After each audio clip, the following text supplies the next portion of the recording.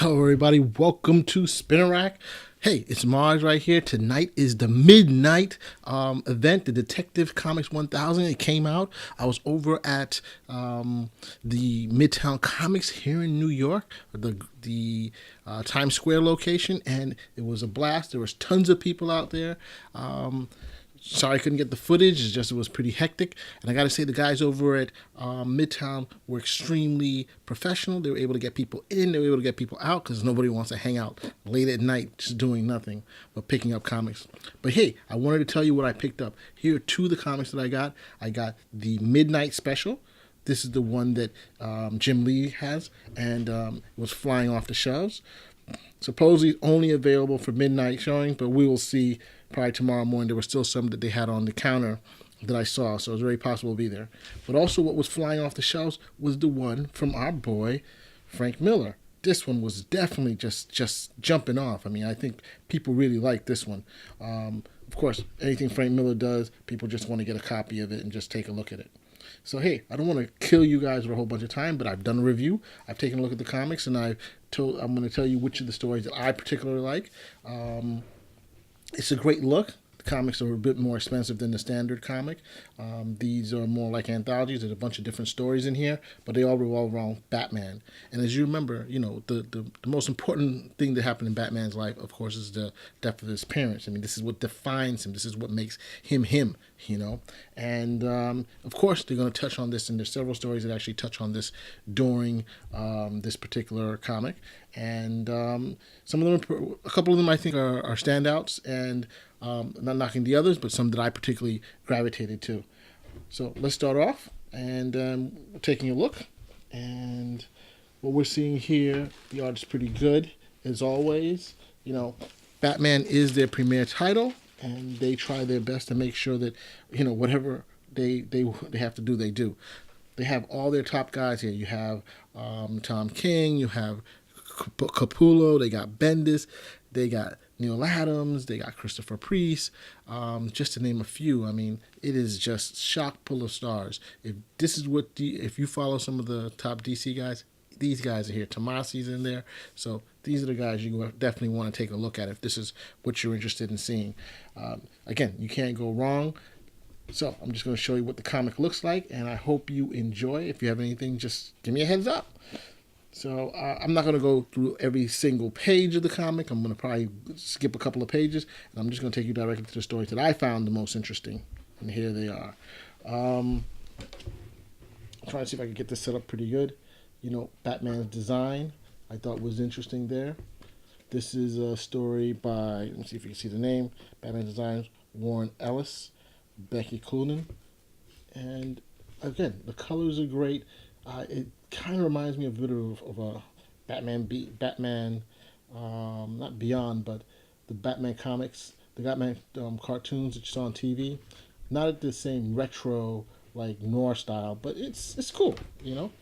Sorry for the angles for the comic, but this is the best I can get on my pad that I'm looking at right now. I just like the way the colors shine. They make the way they move, and I mean the illustrations are fantastic. I think to me one of the big things in comics is when you're looking at them, the art, the writing, and of course the coloring. And that does a great job of doing that.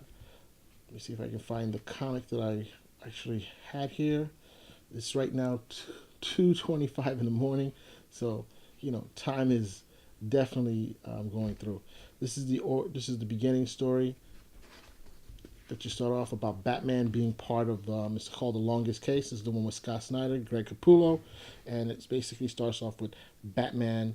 It was basically talking about him being a detective, and this is a pretty good thing because Batman has not been a detective quite often lately. A lot of times he's able to figure things out on his own, but here he actually has to go through a series of things where he figures out what's actually going on. It takes him some time. He says it starts off with his first case, and we see him try to figure out these different things, and then he finds out that this is all leads up to some type of secret society of investigators. I think DC has been saying that they want to get Batman into a situation where he is actually doing more detecting, going back to his roots of what it is. Again, probably it's easier if I just lay it down, Just flip some more pages. So you have Hawkman in this society.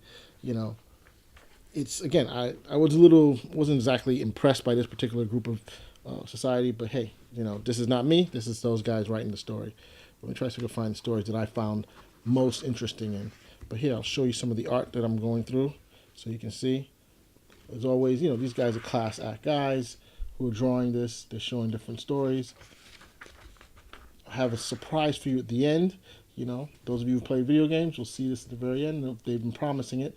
I was hoping that there'll be a story, but you'll see it at the end when I get to it. So, Man for Use. This is the next story here, but it's another thing too. The stories just seem to run on sometimes.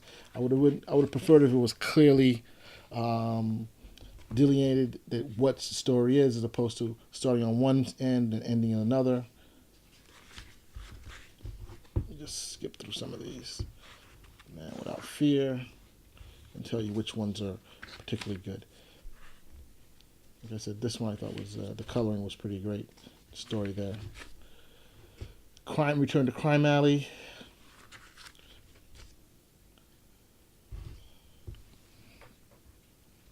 I wish I could just get this a better look for you guys, but I'm just gonna go through these things. Probably I'll do a page at a time so you can see the whole thing, the whole page. Going up, coming back down, going back up here.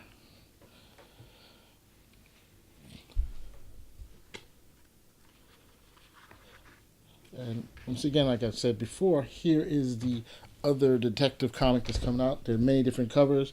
The ones that I'm looking, the one that I'm showing you right now, this is the Frank Miller one that's flying off the shelves. At midnight, people were all over it, so I'm expecting people are buying multiple covers. I expect this also to be selling off the hook tonight, not tonight, in the morning. They were selling all the other comic books too, but the edition that I have is the Jim Lee edition. This is supposedly the midnight copy, and it's very possible we may be able to get it once you start tomorrow. I expect it's going to go relatively fast, though. Here's one, Heretic. I thought this story was pretty good. It's about a guy who basically kills his brother, and Batman's trying to discover why.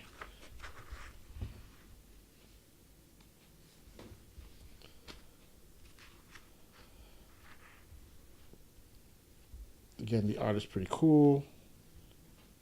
I'm liking it.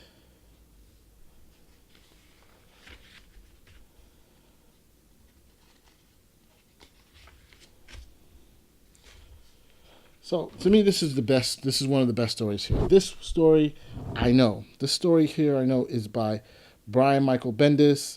The art and color is by Alex Maley.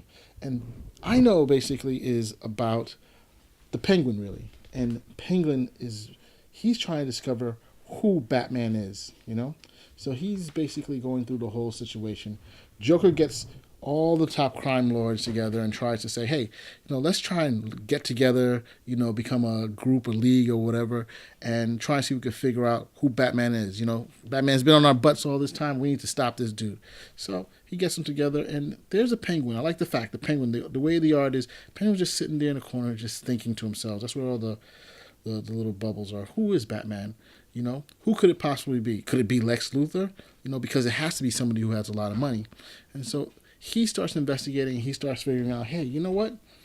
Probably is somebody. And who could it possibly be? He starts investigating him for a while. And who does he start investigating? Bruce Wayne. And he figures out over time that guess what? Is Bruce Wayne.